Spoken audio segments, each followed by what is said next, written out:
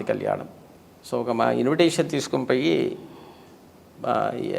అక్కడ ఈఓ గారికి ఇచ్చి ఇన్వైట్ చేశాం. ఈ పూజకి రావాలని చెప్పి ఆహ్వానించామమ్మా.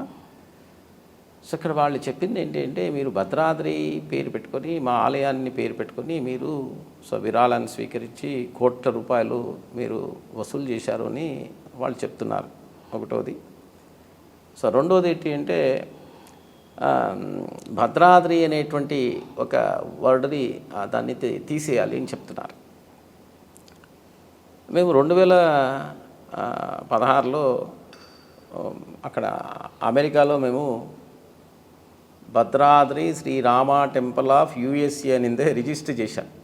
ఆ భద్రాద్రి రామాలయం భద్రాచలంలో ఎలా ఉందో మనకి గర్భగుడిలో ఉండేటువంటి మూలస్వాములు కావచ్చు, ఆలయం స్ట్రక్చర్ కావచ్చు,